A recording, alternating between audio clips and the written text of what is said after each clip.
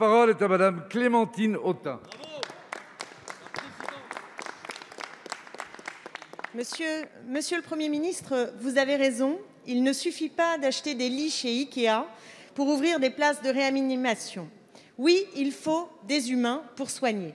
Mais si vous ne formez pas de personnel, le serpent se mord la queue. Alors, comment se fait-il que, faute de crédit, des dizaines d'aides-soignantes soient recalées dans leurs études d'infirmières? À la PHP, 440 postes sont aujourd'hui vacants.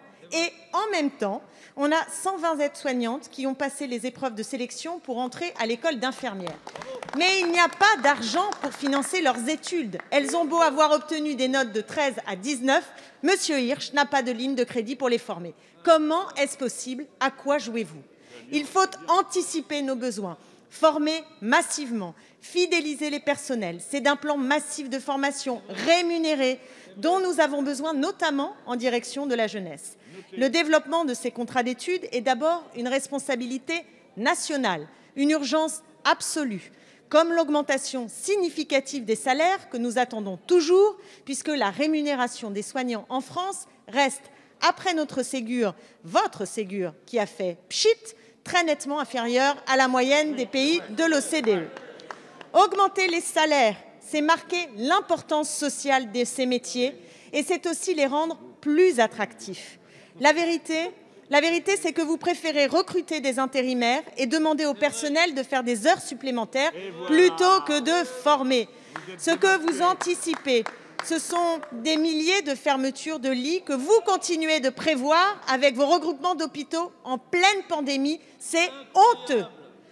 Vous laissez les soignants sous tension et vous ouvrez la porte à la privatisation de notre système de santé. Monsieur le ministre, la colère des soignants dans la rue aujourd'hui doit être entendue comme elle aurait dû l'être en 2019 lors de la grève des urgences. On se demande vraiment ce que vous attendez. La parole est à Monsieur Olivier Véran, ministre des Solidarités et de la Santé. Madame la députée, je comprends votre intention qui consiste à essayer de souffler sur des braises. Vous avez le droit, c'est d'ailleurs votre fonds de commerce, madame la députée. Je vous aurais trouvé tellement plus crédible pour le faire et demander des moyens supplémentaires pour l'hôpital si vous et votre groupe de députés de la France Insoumise avez voté pour le Ségur. Vous avez voté contre le Ségur. J'ai l'impression de me répéter, mais je le redis, vous avez voté contre la réouverture de 4 000 lits à la demande, vous avez voté contre l'emploi supplémentaire de 15 000 soignants, vous avez voté contre le plan d'investissement et de rénovation des instituts de formation des infirmiers en lien avec les régions. Vous avez voté contre la hausse de rémunération des aides-soignants et des infirmiers. Vous ne trouviez que ce n'était pas assez, madame la députée. Vous avez parlé dans votre question de plus 300. Une aide-soignante après le Ségur en fin de carrière est à plus 550 € net, c'est-à-dire quasiment le double de ce que vous-même nous demandiez avant le Ségur. 9 milliards par an de hausse de salaire, 19 milliards d'euros d'investissement et de reprise de dette pour les hôpitaux.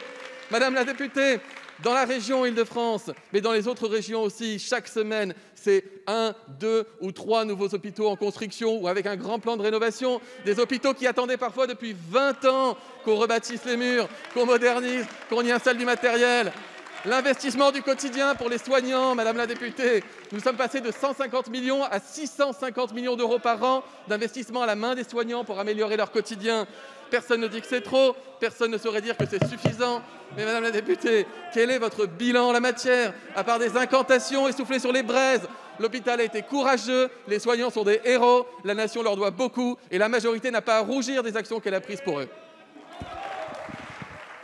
Merci, monsieur le ministre. S'il vous plaît.